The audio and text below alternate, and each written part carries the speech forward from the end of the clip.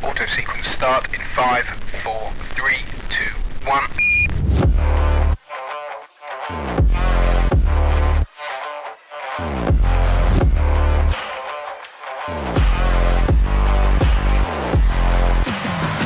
1. Well, hello there.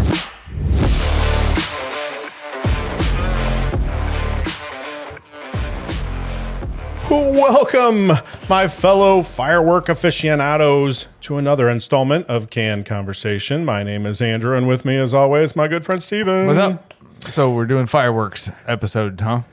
This is the episode that will be just before the 4th. Perfect. So, happy birthday, America.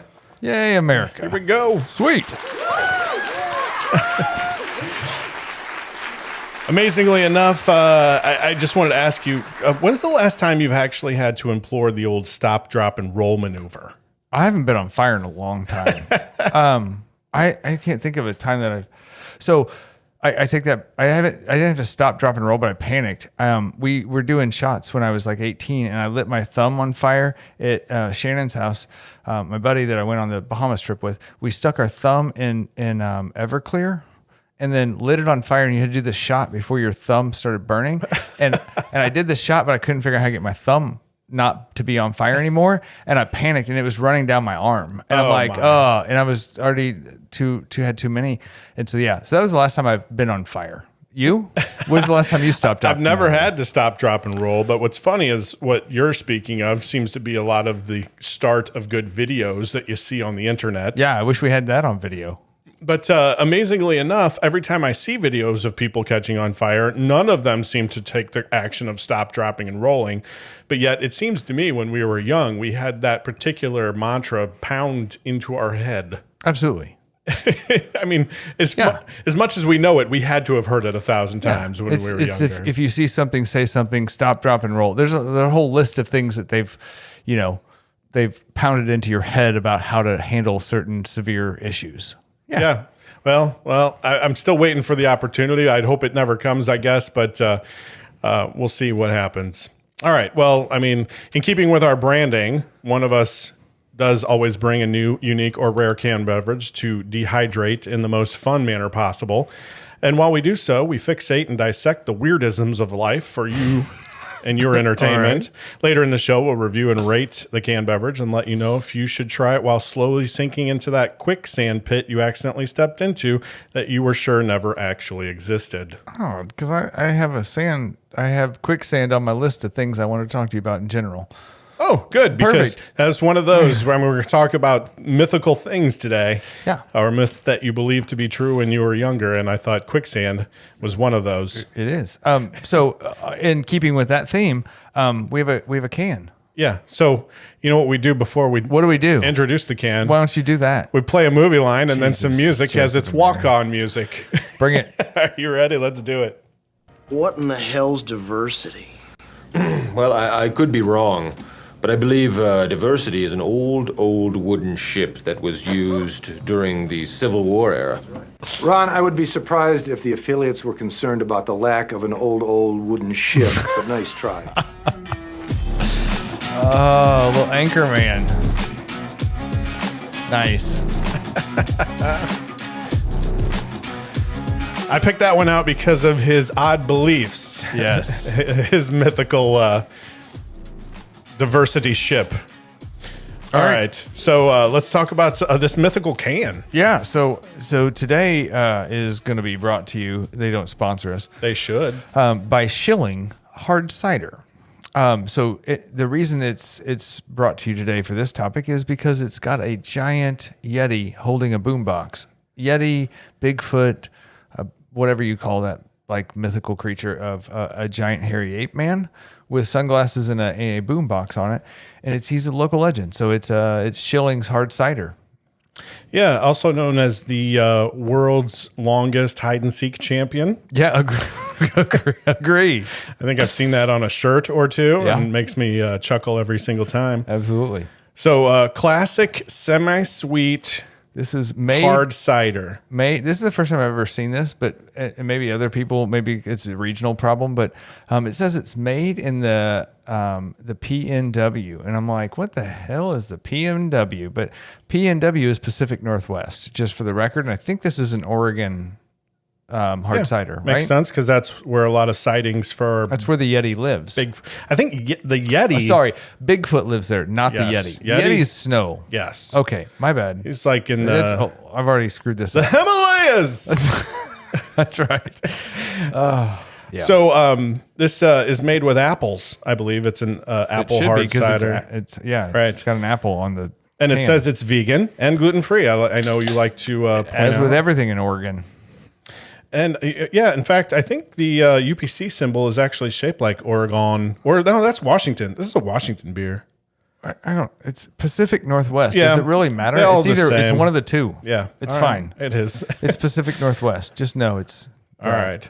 And did you mention the alcohol by volume? I didn't, but it's 5.2% alcohol by volume. We are drinking out of a 12 Florida ounce can. I was going to ask. Yep. You beat me This is a to it? normal size can for those wondering. So yeah. Fresh pressed apples. So we're going to enjoy this. Nothing artificial, it says. So we are going to have an all natural hard cider. We are basically hippies drinking out of this can. So what do you got for me today? All right. I have myth, legends, and stories Okay. that you were told as a kid. You may have questioned whether or not they were true or not. I am here to tell you whether they were. Okay. You get to guess. Ooh, it's a game. Sure. I like games. Yes. All right, well, play along at home. If Yes. you write these down, see if you can beat me. Go. All right. Now, keeping in mind, not all of these are one answer. Some of these may actually be true. So I'm just letting you know that. Okay.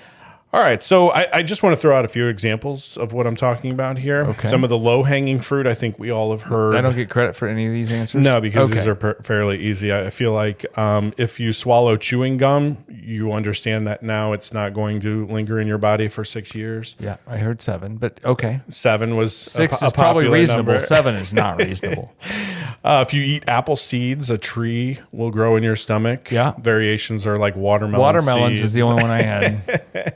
So those, I think, again, those are sort of that low-hanging fruit here. Now, the ones that I have, I think may be a little bit rooted in some science and stuff, so they're not necessarily completely debunked. But spoiler, a lot of them are.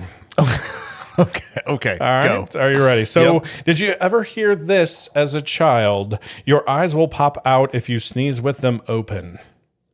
No. You never heard that? No. You can't do it. It's your body dying for a hot second or something. I've heard that. Okay. Well, that takes it to another extreme. But I think that's bunk. it is bunk. Thank you. That's give yourself 1 point for that. Giving myself a point. Yeah, I think I have 10 of these. So Ooh, okay. All right. So folks playing along at home, I'm beating I do. you. I have 10.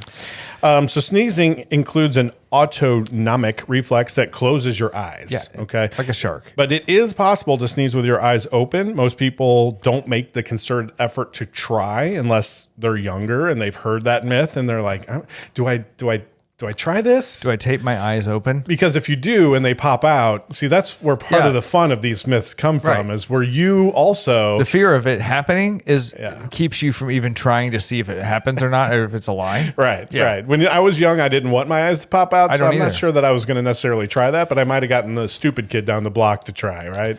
A guinea pig, if Yeah. you will. But there is no definitive clinical data to explain why we close our eyes when we sneeze. Some people just think that it could be to protect our eyes from the irritants and the stuff that's coming out of our mouth just And a our mere nose. few inches downstream. If you've watched Mythbusters, like your sneeze goes like 8 to 10 feet or something. It's like Yes. a ridiculous amount. So I don't blame you for closing your eyes. Well, hopefully it's no more than 6 feet because I was told that COVID can't travel any farther than 5 feet 11 inches. I don't know the exact measurement, but I'm fairly certain it was more than 6 that. feet. I was told 6 6 feet, feet 11 is inches. how you 5 foot protect 11 yourself. inches. Got it. All right. Number 2, no swimming until an hour after eating. Yeah. That's True or false? That is false. You think it's false? That's crap. All right. You are correct. Pediatricians were doubting this old wives' tale as early as 1961, but it has hung on stubbornly. A lot of parents told their children, hey, don't get in that water. You're going to cramp up. That was the big thing. If you're swimming after lunch and start to feel a stitch or bloated or crampy, just hop out of the pool. No, not one water death, amazingly enough, has ever been attributed to post-meal cramping. And the American Red Cross, surprisingly, does not include food warnings in its lengthy swimming safety guidelines. That's odd because it's crap. All right. Well, so you have 2 points out of 2. I do. Congratulations. I'm doing well. You are doing well. Rusty nails cause tetanus. I'm going to go with it's True not just or rust, false? but it is metal in some way, shape, or form. So I'm going to go with true.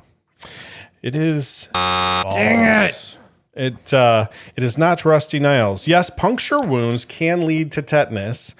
So kids should be vaccinated and adults should get their booster shot every 10 years or so, even though it does cause quite the muscle wasting when you do. It hurts for a while. That's a lingering shot. But tetanus is spread by a hardy little bug called I hope I get this correct, Clostridium tetani. It's which survives outside the body in the form of little spores, which is sort of like anthrax, or they're spores of stuff. But those spores are everywhere. They're not on nails. It's not just metal. rust. It could be wood. It could be anything. It's just a puncture wound that goes into your bloodstream. That's the problem. If you have an open wound and the spores of tetanus are around and they get in, then you can get tetanus. Do they hover more around metal? No. Specifically rusty metal? There's nothing magical about rusty nails. In fact, rust is just harmless iron oxide and doesn't cause infectious disease. Well, that is enlightening. Right. Everything you ever thought about rust does not matter if it gets in your bloodstream. I went to a ER last year because I smashed my pinky between a log and a log splitter end. And they're like, you're 7 years from your last tetanus shot. We should give you another one. I go, I'm going to pass. I got 10. 3 years left. I got 3 years. Don't screw me on my good 3 years. That's right. And she's like, if it weren't 7 o'clock and we're trying to close, I'd make you take this tetanus, but we're trying to get up out of here. And I'm like, great, just super glue this thing and let's go home. So, all right. So I would say you didn't get that one. That's the third one. So you're 2-1. Yep. Bundle up or you'll catch cold. That's crap. Oh, man, that is true. Wait, what? That is true. A study found that subjects giving a chill by dipping their feet in cold water for 20 minutes were more than twice as likely to catch cold within a week compared to the control group. Here's why. Cold can both decrease and slow down the infection-fighting white blood cells that circulate in your body, right? So your blood's circulating a little slower. And cold can cause narrowing of blood vessels in your nose where the rhinovirus hangs out. So this makes the hair-shaped cilia that's in your respiratory tract less effective to filtering out those bugs. I am 2 for 4. I'm currently at an F. You thought this was going to be a slam dunk, I thought I was right? going to crush this. People at home are like, you're an idiot. Right, you're like, bundle up. That's stupid. That's stupid. I'm out. Yeah. Go out. Doesn't matter whether it's cold or hot. All right. Doesn't matter. All right. Give me number 5. See if I can redeem myself. You can see the Great Wall of China from space. You cannot. That's crap. There you go. Whew. Out of all the man-made objects on Earth, that one is most commonly said to be visible by right. Everybody says you can see the Great Wall of China from space, and you cannot. It's been claimed you can even see the structure from the moon, although I'm not really sure who was making those claims because not many people have been to the moon. Right. In truth, the structure only remains in view for people who are in very low orbit, just outside the Earth's atmosphere. Ideal weather would be obviously required, but past 100 miles up, that wall becomes almost invisible. Agree. Yeah, so if you were that guy that was in the Red Bull capsule, oh yeah, I think he was right on the precipice. If he was just above the Great Wall, he could have seen it before he jumped above that. Becomes invisible, cannot see it. And apparently, they even asked Neil Armstrong, who has been on the moon, and he confirmed he could not make out any man-made structures when he was looking back at Earth. It's a little ball. It's just, yeah. It was like mostly blue with a hint of some brown. Right. Yeah. Yeah. It's a big flat object that I can see. Giant marble. Couldn't make out anything man-made. All right. All right, I got that one. Good job. All right, you're coming back. I feel you're going to do a well rally. from here. Sit up straight. Slouching is bad for you. Slouching is bad for you. Yes. Slouching. That's a true statement, you That's think? a true statement. Man, you failed that one. Back to 50-50. I hate this. Doctors game. took MRI images of healthy patients in 3 different sitting positions, both hunched, sitting up straight, and leaning backwards at a full 45 degrees. Who leans back for one? Who leans backwards at a full 45? I think it was just to see whether what they could see on the MRI. What are they looking at, like Russian gymnasts or something? Well, now if you're on a lazy boy, right, you're leaning back at 45 degrees, but you have support. I just assumed it was like bend at the hip and go straight backwards. And just hold yourself. Yeah. That's called a crunch. I believe that's actually an ab workout. Yeah, but backwards is crazy. Okay. Okay. The upright posture actually caused the most spinal disc movement, which leads to strain on the back. So if you're sitting It's all straight compressing up, straight down. yes. Okay. In a classroom setting, the best advice is probably for kids to sit at whatever angle of recline helps the back feel relaxed and supported, and take breaks by standing up and walking around to keep things moving. Okay. So I'm not doing well so far. And again, I think it's funny, right? These were like these myths drilled in your head. right? And you're like, I should just answer false on all of them, and I'd probably get 80% right. is that how math works? It is. All right. Sugar rots your teeth. The age old, you give kids No. sugar, and they're going to get a bunch of cavities. Negative ghostwriter. That is. Oh, you got it right. Sorry. Oh, thank God. I saw false and wanted to immediately, that was okay. So yes, you got it correct. Your mouth microbes can turn any carbohydrate into acid. Right. There's nothing special about sugar. Bread, rice, fruits, vegetables, anything starchy enough to keep the bacteria on your teeth drilling cavities for hours. They can do that as long as that food is present on your teeth. Yeah. Are sugars worse than other carbs because they're stickier? No. In the 90s, there was a series of tests done on the staying power of different kinds of dental plaque, and cooked starches were much worse than sugar. So if you're eating ravioli, spaghetti, cannelloni, it sticks on your teeth lasagna, that's going to be the worst for you. Cooked starches. Okay. Toast, maybe? Is that I've been cooked? saying this whole time, and people are like, you like dessert so much. I'm like, yeah, it's not bad for my teeth. Shut up. That's right. It's no Right. worse. It's no worse than than your ravioli. lasagna. Now that's just so. I said bread for a second there, and I said, "Now, is cooking bread toast? Is that Yes, cooked that's bread? cooked bread is toast. Okay. But it's not like lasagna. Is it raw bread if you don't toast it? Yeah. Although I feel like it's toast. Bread is made of wheat, right? And wheat's already been cooked to make the bread. So it's almost like twice baked potatoes, but it's like twice baked bread. So you've already cooked the bread to make it bread. Then you cook it again to make it toast. Okay, that makes sense. Okay. I wonder what other foods you cook twice like that. But a lot of pastas actually they're sort of pre-cooked. They're pre-made. Then you boil them. Okay. All right. You like your pasta al dente? Everybody's supposed to have it al dente. I don't know. Some people like it a little mushier. I'm married into an Italian family, so that's why you make that's right. Italiano. Yep. All right. Where are you at? I'm at 4. 4 right? 4 correct. And how many wrong? 3? 3. Yes, because we're on number 8. That makes sense. Just trying to keep you perked up My here. I want to keep God. you involved. Yeah, okay. Good. Here. All right. I don't want you trailing off. Nope. These are real thinkers. Okay. All right. While we're on the subject of sugar makes kids hyper. False.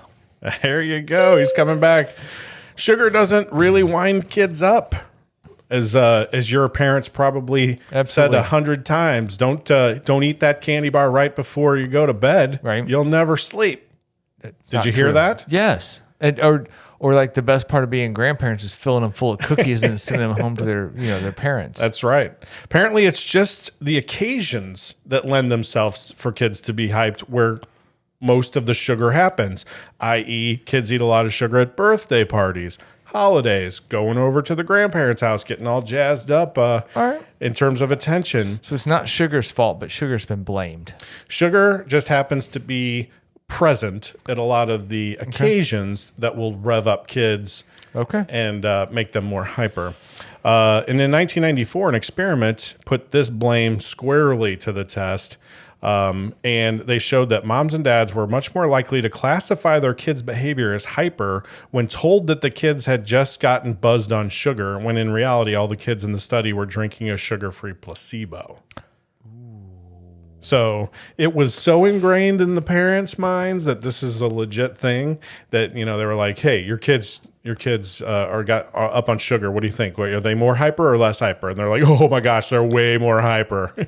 And they were like, no, that's completely wrong. Our last episode, we probably should have touched on placebo effect. I don't know if people listened to it or not, but if you didn't, go back and listen. Placebo effect's a good segue into that. So keep going. Right. I'm still sitting at 5 right now. 5 and 5? No, 5 and 4. We're on 9.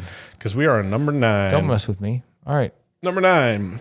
Have you heard this one? All nutrients of a potato are in its skin. I have heard that. I do not believe that to be accurate. All right. So you say it's false. It's false. That is a correct answer. And I always heard this as a child when we would have baked potatoes. Yeah, you have to eat the whole thing to get any nutrients at all. And you're like, well, why do you even serve the inside then? How do you like your baked potatoes? What do you put on them? Butter, sour cream, and cheese. All right. No chives, no bacon bits. I could do with bacon bits. I'm good with that. But really just make it into like mashed potatoes in the middle of the skins. Like just smush the whole thing around with some cheese, butter, and sour so cream. Do you cut it long ways? Cut it a long ways. Yeah. And mush the heck out of it. Put butter, cream cheese, and cheese on it. And then do you scoop out the insides? Like, so you're eating mostly the Eat inside? all of it but the skin. Okay. Yes. And therein lies where I think most kids learned that procedure, right? They were like, I'm cutting this thing open. I'm putting butter on this thing. Some jackhole out there is like putting stuff in the middle, cutting it long ways, putting stuff in the middle, folding it like a sandwich, and just eating a potato. And you're like, hey, dude, that's not okay. And some of those restaurants out there with the cheese, they have the melted cheese and the broccoli and the chives and the bacon bits. I don't need all that. It's so good. I know, but I don't need all that. But if you eat the skin, you're not going to get any additional nutrients that you wouldn't get from what's inside of it. So apparently in 1945, the Food and Drug Administration of the National Research Council recommended so that the skin contains approximately half of the total dietary fiber. The majority of the nutrients are found in the potato itself. The only nutrient significantly lost when the skin is removed is some fiber, but all the potassium and vitamin C are actually predominantly in the flesh of the potato. Perfect. All right, so I'm sitting at 6 out of 9. Yes. We're ready for 9 or we're ready for 10? That was number 9. We're ready for 10. We are ready for the last The best I can one. do is a C. Excellent. I got to get this right, though. Go. Drink 8 glasses of water a day. Or what? Are you threatening me? Right. You should drink approximately 8 glasses of water a day. I'm going against my gut. I'm going to say false. That's good. And I think this one, I saved this one for last because I think this one is going to sort of blow people's minds a little bit, right? Like, because I think everyone thinks in terms of water as being, yes, they really talk about the benefits and the health benefits of drinking the water, and you should have enough during the day. But actually, this rule was an accident. So apparently this came out, there was some research done, again, by the Food. Now, this one was the Food and Nutrition Board. And what they recommended was 1 millimeter of water for each calorie of food eaten. This was, again, in 1945. This is where this came out. Who measures water in millimeters? A 1,900 calorie diet, they're very scientific. So in a 1,900 calorie diet, that would indeed work out to approximately 64 ounces of water in a day. Millimeters or milliliters? Milliliter. Okay, Did I say millimeter? Yeah, I'm like... 1 square inch of water. Yeah, that's like a length measurement. Oh, sorry. Okay, Sorry. Maybe I misheard. I'm looking at my notes. 1 milliliter of that water makes for sense. each calorie of food eaten is what they recommended. And in approximately 1,900 calorie diet, 64 ounces of water per day. But everyone appears to have forgotten the very next sentence in that same 1945 research, where it said most of this quantity is contained in the prepared foods that you eat. Oh, so you're already basically eating quite a bit of water based on if you eat leafy lettuce or watermelons or like those kind of things. Potatoes. Like nothing but water. Right. Watermelon. That's a huge amount of water. Most of it's water. It's like 95. It's colored water in the middle. Agree. So most of our water gets to us in non-water form. Like most animals who don't have to drink all the 8 glasses of water a day, right? They just eat grass, which has the water in it. Okay. Yes. Said, in fact, the National Institutes of Health told the Los Angeles Times in 2000 that a healthy adult in a temperate climate could probably replace his or her bodily daily water loss in food alone without a single glass of water. So if I sit here and do nothing all day, I can probably just have 1 glass of water. You could just eat all the food. Yeah, I'm sorry. I don't have to drink water at all. I can just eat and have all the water I need. Okay. Right. Great. Well, I ended up with 7. Well, I have one more piece of that information to tell you. Crap. Okay. Unless you have kidney stones, because this is good information for you out there. I'd like to learn as well as entertain, educate. I like to learn too, but I also like to pass that learning. And then, I like to learn, pass it along, entertain, and educate. Okay. Unless you have kidney stones or a urinary tract infection, you should probably worry more about drinking more water than you need than not enough. Gotcha. And in fact, this is what solidified in my mind what was great about this particular topic. It doesn't even have to be water. So a 2000 study by the Center for Human Nutrition found that even supposedly diuretic beverages like coffee, tea, and caffeinated soda provide almost all the hydration that you need, that water does. Huh. So if you're out there drinking coffee and you feel bad about it, or for tea and you feel bad about it, and you're like, man, I should really be drinking more water and not all this coffee and tea. Don't worry about it. If you got a UTI, drink whatever liquid is around. I'm guessing even if it's a shilling hard cider, you're good.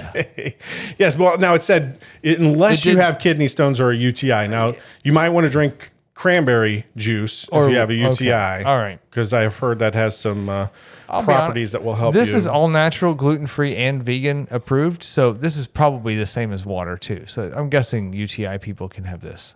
Yeah, this and cranberry juice. Okay. Now, if you had cranberry and vodka, that'd probably be it'd be the better. bee's knees. The bee's knees. Because I think cranberry has natural antibiotic properties. Everybody wants to drink cranberry juice. That and honey. Honey has some natural antibiotic characteristics.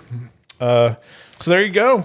So that was 10. How many did you get? I got 7. 7. Well, 70%. If you're listening to this at home, let us know what you got. If you scored higher than me, I thought I did pretty well. I mean, I kind of started slow was my problem. So I have a few honorable mentions, and I think you wrote down a few. So I'll just throw these out at you, and you tell me if you want to see if you wrote these down.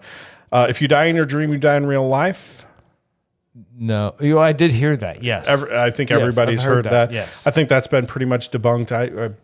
I think I've died in my dream once or twice. Hit the bottom of that fall that everybody has. If you sit too close to the TV, it will ruin your eyes. Yes, I've heard that. That is false. That's false. That's dogs only see in black and white. That's super false. That is false. See them, they've got color tones that they see, just not like us. They got rods and cones. Agree. And you need both for a little bit of color. We don't know how they see because they can't talk to us. Right. If they could talk, that would be a way better situation. Right. But yeah, they definitely see colors. We're just not sure what variations of colors they see. It's just different than us. And one of the last one that was one of my favorites that I know everyone has heard this as a child and completely debunked. Will baby birds be abandoned if you touch them by their mother because they smell you as a human? I think that's horrible mothering if that's the case. So I'm going to go with no. That's crap. It's totally false. And in fact, when I was kind of looking these up, I'm like, all right. So I read that, and that birds just do not have that good a smell. Right. Like, they got hard cartilage noses. Right. And just little holes on the top of their beaks. That's not good. Now, if they see you, they're not going to jump over and try to necessarily, unless it's a goose, because geese are crazy. Yeah, agree. But did you have any other on your list? I have all kinds of stuff. You want to do beers first? What do you want to do here? Yeah, I want to hear your list first. So, one of mine is cracking your knuckles gives you arthritis. Right. False. It does not. It actually is a gas buildup in your knuckles that you can release, which I didn't really get, and I still don't. Like, I'm not smart enough to figure out how that works. I don't get it. But yeah, it's not. It's just it's a gas release in your knuckles. It's weird. If you cross your eyes and someone hits you on the back, your stick. eyes will stay crossed forever. Yeah, there was a movie in the like late 80s I really thought was hilarious. I wish I could know. If someone out there remembers what movie this is, please let us know.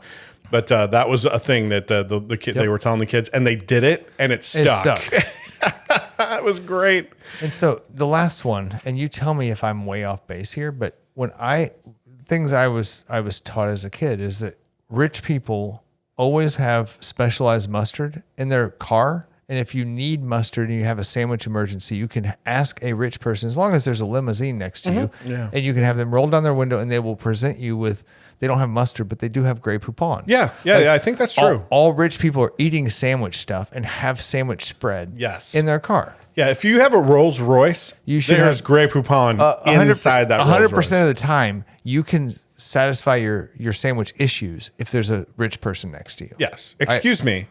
Do you have any Grey Poupon? Yes. Yes. You got any mustard? No, we have Grey Poupon. I'm like, okay, great. So I always believe that.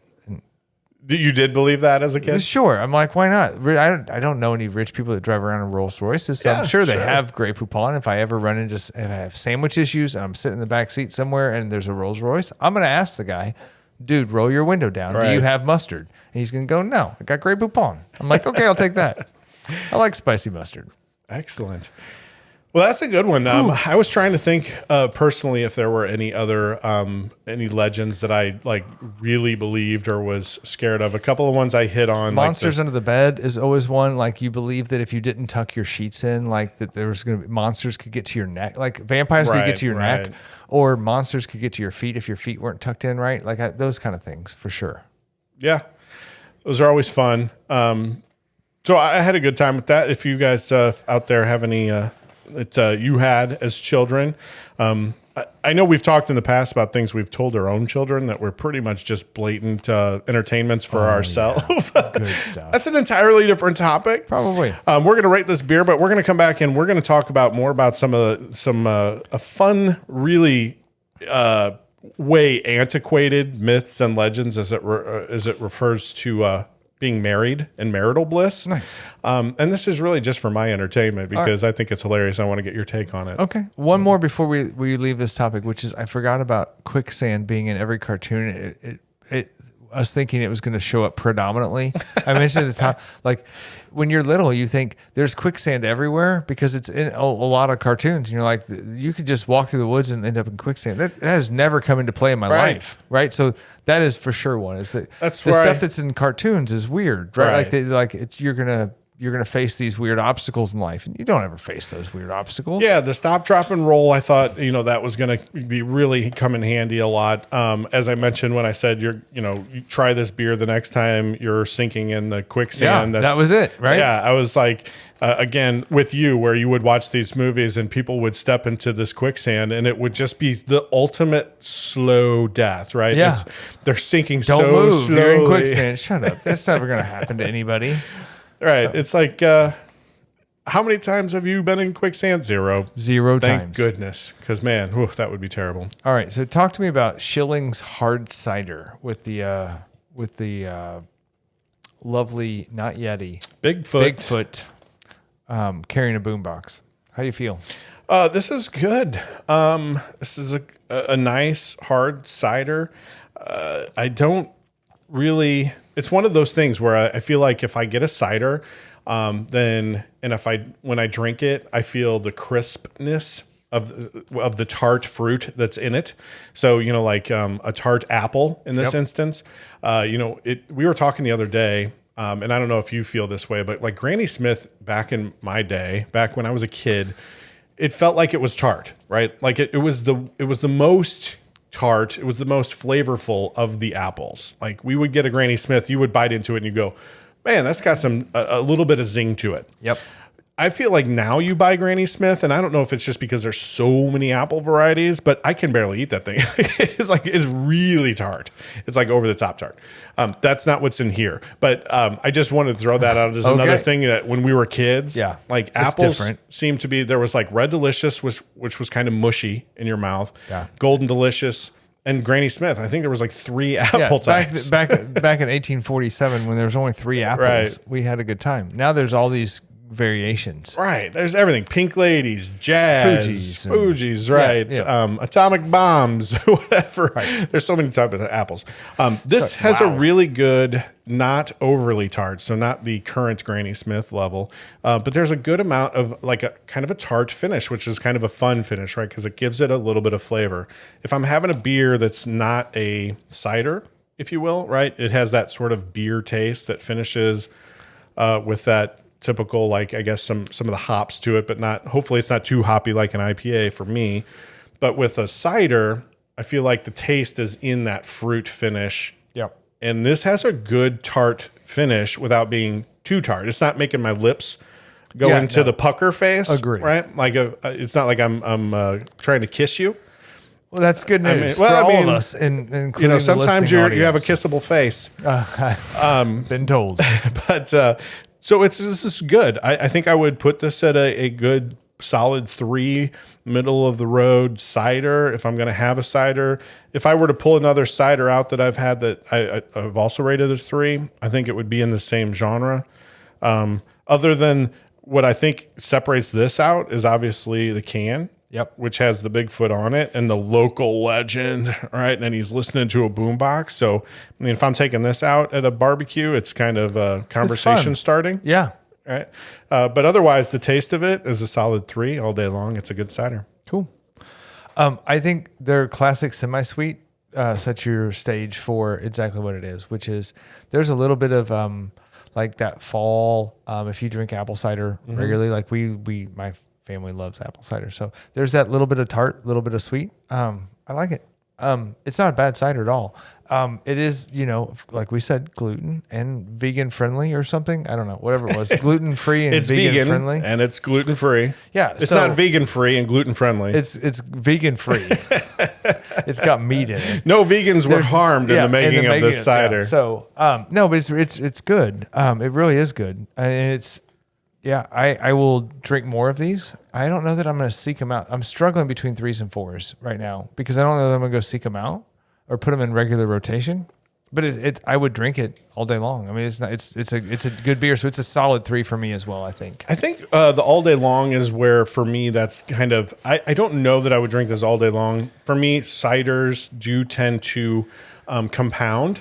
Meaning after I've had like a 6-pack of ciders before I've taken it somewhere, and around 3, I'm like, I'm really starting to. Yeah, the cider is sort of compounding on itself. I can get there. Yeah, I've had enough of the tart. Yeah, I need something different. Yeah, yeah. I think that's the only reason why it doesn't start to bump up for me is I'm not that person that just can sit there and eat or drink the tart. So I would have to introduce others. All right, so you're solid at 3s. 3? We're both at solid 3s. That's excellent. Good. All right.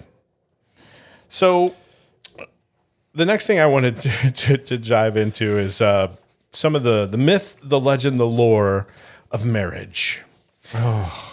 Marriage has changed quite a lot over the years. Since when? Since the dawn of time. All right. Are we going back that far? Well, we're going to go back to mid 20th century because I found these fun articles about that they gave marriage advice to. Okay. And so similar to the first part of this is where I gave you some things that were suggested as being ways of the world. Things we were told as truths that they were technically I want you to tell me whether these are true or false in modern times. Is this another play along? Yes, it's a play along. And if you don't get 100%, then there's something wrong. I'm going to get divorced. Yes, that would be the wrongness right there. All right. I can see that. All right. So here's a few things from articles that I have found. We'll digest what the article stated and see if this holds true today. And if it doesn't, how doesn't it? Okay. Okay. Here's the first piece of advice. This came in a 1943 book entitled Sex Today in Wedded Life by Edward Pawlowski. And the advice to the wife is don't talk. Wow. Holy crap. Here is the advice. Don't talk. It says, don't bother your husband with petty troubles and complaints when he comes home from work. Be a good listener. Let him tell you his troubles. Yours will seem trivial in comparison. Remember, your most important job is to build up and maintain his ego, which gets bruised plenty in business. Morale is a woman's business. Let him relax before dinner. Discuss family problems after the inner man has been satisfied. Would you say that is a good piece of advice, true, or should be thrown out false? Wow. I'm going to go with that is not today's woman, and it should be thrown out false. False. All right. I would say that's probably a good... What are your thoughts on that? I think, man, that is so slanted. Is the word sexist? It's just beyond that almost. it's like, hey, your job is so menial that like a man has worked so hard. Your menial task doesn't mean anything, which is ridiculous because you and I both know we've raised kids, right? Like, and your wife works, my wife works. My wife works with your wife. Yes. Actually 4. And so like organizing the house and keeping things, like keeping the kids going and for one, giving birth, you get a pass in my book all day long for actually doing that. But like my job is very easy now in my head compared to what my wife does. And she's, part-time. And I'm like, I don't know how you do what you do at our house, but I'm glad you do it because I would fail miserably at it. So anyway, it couldn't be more wrong and All right. sad. Yes, I would say that if I had to interpret that in today, that our belief is her life is just as important as yours. 100%. That's how I would translate what you said. Keep in mind, she's had a rough day too. Don't gloss over when she's trying to tell you about the things that are bothering her. It's a two-way street, 50-50. Both parties should be talking. I apply the golden rule in this situation. Do unto her as you would have her do unto you. Wow. That's weird. It's always a good rule to keep in mind is treat each other like you would like to be treated. Absolutely. All right, number 2 in the 1951 book, Sex, Satisfaction, and Happy Marriage, the Reverend Alfred Henry Tyrer Coming from the church this time. That's great. said his piece of advice is don't nag. I 100% agree with that. And that's still true today. He goes to say, I believe that the happiness of homes is destroyed more frequently by the habit of nagging than by any other one. Nagging's horrible. A man may stand that sort of thing for a long time, nagging, but the chances are against his standing it permanently.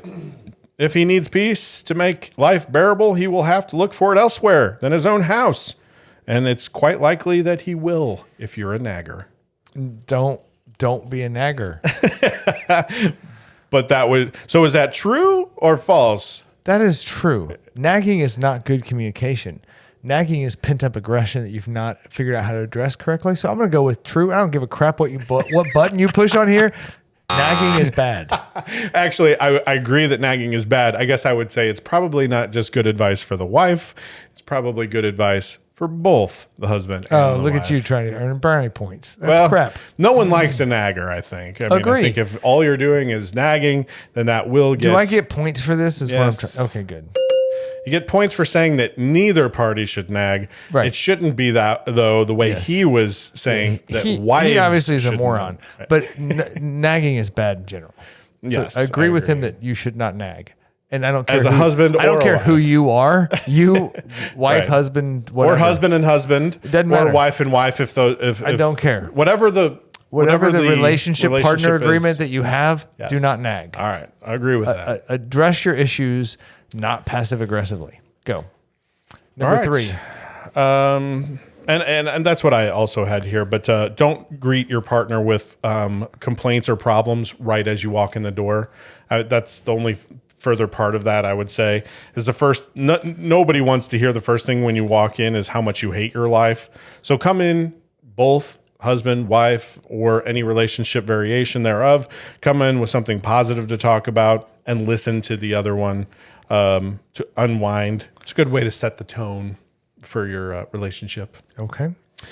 All right, number 3 from a 1922. This is going pretty far back, but still in the 20th century. Dr. Robinson wrote a book called Married Life and Happiness, and he says, wives, bad cooking will drive your man to seedy salons. Seedy salons? Seedy salons. That would be like... Be a better cook is what he basically said. Your husband will go find prostitutes? Just seedy salons. I don't know what that means. Well, let me get into it. He says, okay, great. Bad cooking is responsible for dyspepsia. That's another word for indigestion. Okay. Dyspepsia is responsible for grouchiness and irritability. Grouchiness and irritability lead to quarrels and squabbles. And bad cooking, which is the usual thing in the average American home, has been responsible as much as any other factor for driving the husband to the saloon and other places.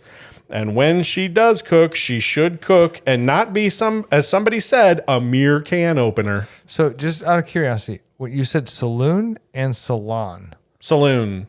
Oh, so I was thrown off by salon. I said salons to seedy salons. Oh, sorry. I meant saloons. Seedy saloons. Okay. So just bars. Yeah. Bars. You're not going to get any better food at a bar. I mean, like bar food causes more indigestion for me than anything my wife would ever cook.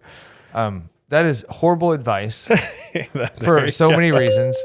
All right. And I am just happy when my wife, like, I don't like to cook, and I know she doesn't probably either, but she does. And so she takes one for the team on this one. So I'm going to hats off to her. Very good. I don't care if it's crappy or not. I'm eating it. So really both parties should be involved in the decision-making of where your food is coming from. Yes. So that you can get your daily hydration allotment of water. No, you don't need that's the a water. Throwback to the earlier. Yep.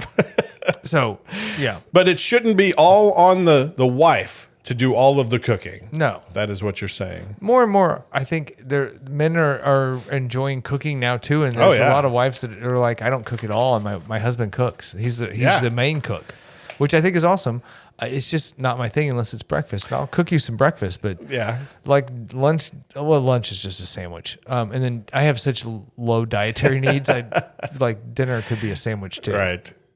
Yes. So I would say we're probably both of the opinion, don't expect your wife to always be responsible for dinner. Try to take care of dinner in equal amount or other foods in equal amount. Like you said, breakfasts and lunch where applicable, even if it's nothing fancy. If cooking isn't your strong suit, both of you should basically kind of talk it out and say how you guys will have dinner, whether it be eating out or purchasing maybe a dinner service is always a possible item. And then afterwards, I would say both of you always help clean up the dishes. It shouldn't be one person or the other always as well. Do you agree? I do agree. I don't do well at it though. I'm sure if my wife was on here live with us, because we are, starting this whole Spotify live thing. If my wife was on here live, she'd be like, hey, can I talk? I need to talk right now. I don't clean up well. I clean up after myself when I cook really well. Like I clean up before I eat. Like everything will be clean before I go actually take my plate and sit down and eat. I can't stand it. But when my wife cooks, I think she expects me.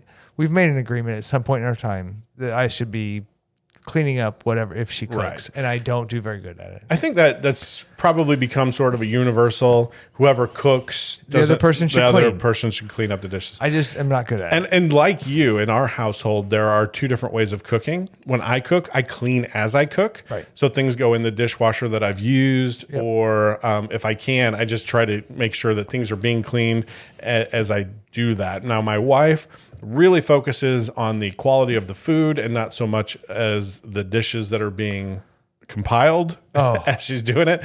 So a lot of times her cooking is a lot more boisterous. Yeah, there's crap everywhere and there's everything's dirty and a lot of things flying around. And but it's a pleasure to eat her cooking, and I will clean it up. All right, so number 4, because there's 5 of these total. So this is a whole episode about you getting brownie points, isn't it? I just thought these were funny. Like to me, I was reading these old context it's so weird where we came from. Right, of going, this was in a book. This legit was actual advice from a doctor or a reverend. People in authority were saying this is how you should live as a wife. And I thought, well, this, I don't know how else to bring this up other than it's sort of a myth, like as we look at it now. Number 4. Don't be a sexual vampire or a frigid franny.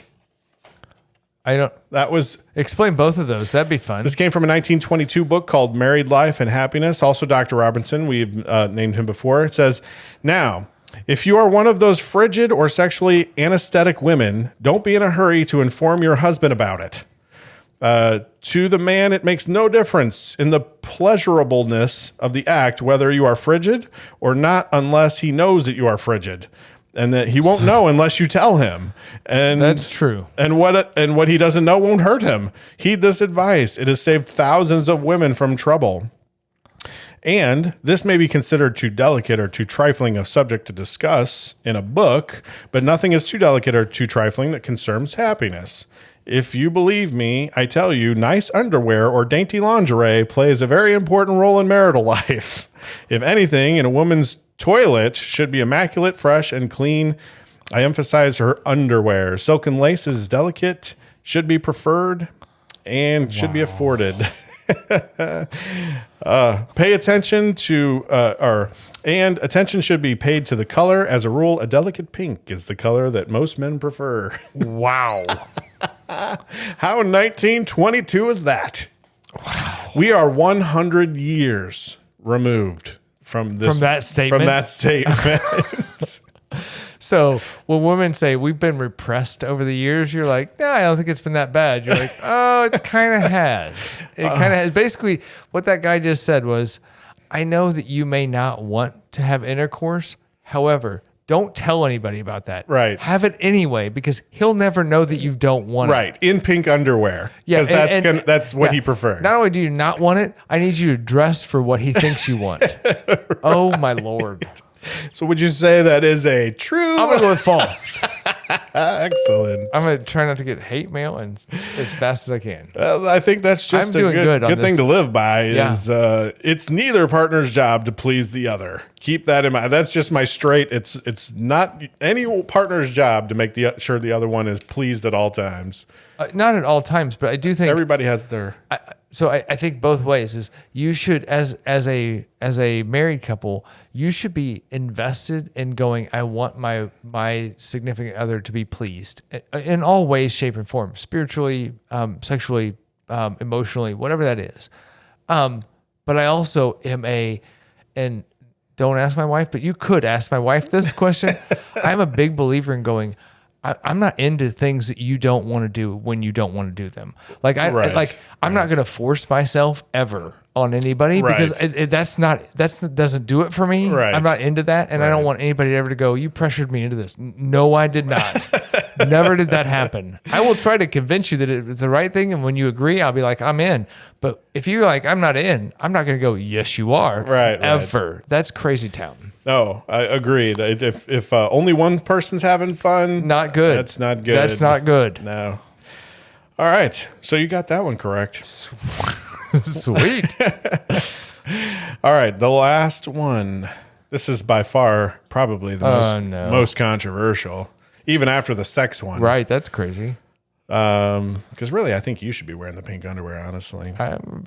Who's saying I'm not? I know. I think you're open-minded. I am. And I'm emotional. All right. The last one from Searchlights on Health. This was the book, The Science of Eugenics by Professor B.G. Jeffress. The old He BG. says, wives, remember your husband is the boss of you.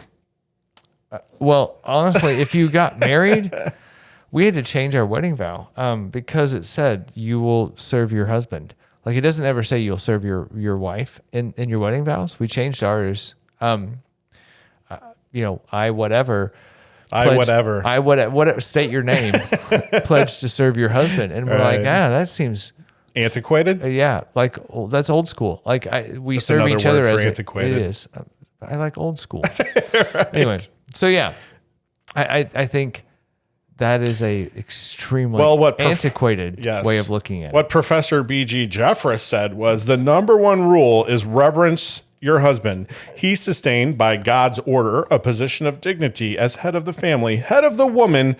Any breaking down of this order indicates a mistake in the union or a digression from duty. Wow. All right. Well, ooh, he rained fire down from the mountaintop on he that did. one. He said, do not speak, don't nag, wear pink underwear. He is the boss of you. And like it. Totally untrue. I answered for you. Do you think? I think that's true. Remember, your husband is the boss of you. I'm interested to see what our feminists think out there. If we got any feminist listeners, you say that's I'm true? going to go with true. Yeah. Oh, yeah, that's incorrect. Don't question her judgment. Sometimes when this is everyone needs to get stuff off their chest, and it's a partnership and a union. Both people are the boss of themselves, and it's two individuals. Is this your editorial, or this is my editorial? Which you are not a doctor or professor, correct? I'm not, and I didn't write a book. So maybe I should. I'm not certain why I believe you over this guy who actually is a doctor, professor who has written a book. That's true.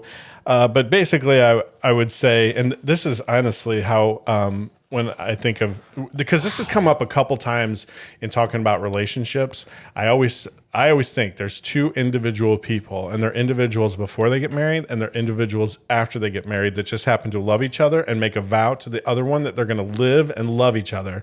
But they're still individual people. So nobody is the boss of anyone. That is one of my biggest pet peeves of Did you listen to your vows? Because two people actually become one. Or one? You are one person in God's eyes. You are one. It's the union part of it. That's why you take two candles and you light one candle with it. We didn't do that, did we? Yeah. We had an oil-based candle that we. Yeah, and there's sand things that people do. You did sand, I thought. No, we didn't. Oh, no, no, we did that's some too oil. new. There were Okay. some oils that All right, were so involved. I'm just saying, you two became one. You make decisions as one, which I think is your point in general, but you're not two individuals. You make decisions as a union. Yes, we do. But what I'm saying is they're two individual people that have two opinions, two thoughts on the matter, two individual, all their experience, all the things that they bring to the table. I just don't, anytime there's you rule this person, you're like, no, right. These two people are or this completely person separate. It becomes more highlighted when it's usually in terms of when things go wrong. So it's like, I hate when people go, oh, your husband's in trouble, right? Because he stayed out too late. Right. And you're like, come on. I'm like, he's in trouble. He's a grown adult. man. Right. No, we're all adults here. And yes, we do make decisions together, and you should be very respectful of the person's opinion, and you should, both work it out and come to a compromise if there's a large disagreement, hopefully. But you are certainly not the boss. Right. Just because you have male genitalia does not somehow make you... External sex organs does not make you more in charge than internal sex organs. Exactly. And honestly, and I tell this to my wife and my girls all the time, I think women are way more smart. Oh my God, way more smart. Way more smart. They are. We're just kids trying to figure out life, and they are. The older we get, the more we stay the same age at 12, Right, and the more we have exactly. egos that get bruised, and we do stupid crap to prove our worth. Men So, should not be running the world. We're kids running around on a playground. bunch of 12-year-olds. All right, so what else you got? That's the 5 things I had. I printed out for you because I want you to post. So I gave you sort of an excerpt from one of these magazines. Now this is going to come out in a little while, right? So not tomorrow or anything. So I think it would be kind of fun, and just to see how this goes. Better you than me, kind of thing. I want you to great. go home and magnet that to your fridge. Okay. Right, and just see how long it takes. Number one, for her to see it. Right, because we both live in a house with nothing but girls. So this is going to go well. Matt put this like it's so what it is. It's an excerpt, and I'll post this on the socials if you want to see it. But Yeah. it's like this excerpt from this like again very similar style magazine, and it has how to be a good wife, and it has a lot of these types of things written down. So I'm just curious if you just magnet that to your fridge, Okay. and see what happens. Just see what kind for of the next feedback couple you get. weeks Now until this comes out. it could just be that she takes it and puts it in the shredder. Could stimulate some good conversation. She went, "What the hell is this?" Just yell from the other room.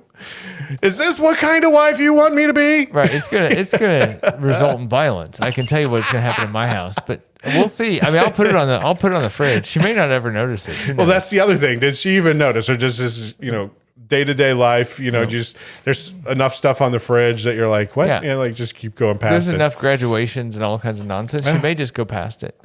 I can tuck it up underneath her calendar, which she looks at every day, and then see what she says. I can get a response for you by tomorrow, probably. I just throw it on the fridge, right, see all what right. happens. I don't Will want do. you to force feed it. Okay. Just throw it in a place that someone can see it. All right, just browsing. If she happens to catch her eye and go, "What's this? Why is this here?" and then go, "Oh my god." Yeah. Yeah. All right. Yeah. We'll do. All right. Cool. Well, if people want to give us their opinions on why the 1920s, 30s, and 40s really had marriage figured out, or if you think you did better than me on any of our games, I got a 7 on the game 1, and I aced the game 2, except for the last question I think I got wrong. So you can find any of our socials on our description in the podcast. We are starting to do some live stuff now. So if you're listening to this and you're like, what's live stuff? You just go to Spotify Live and subscribe to us. It will notify you usually on Thursdays when we are going live. So you can listen to us live. We have one live listener as we speak, which is awesome. So shout out to our live listener, Grant. Nice work, man. Thanks for joining. So yeah, check us out. Again, we've got this shilling hard apple cider, and we'll post a drink along for those who didn't listen live, and everybody else can drink along with it when they listen. Sound good? Sounds fantastic to me. Sweet. Thanks you.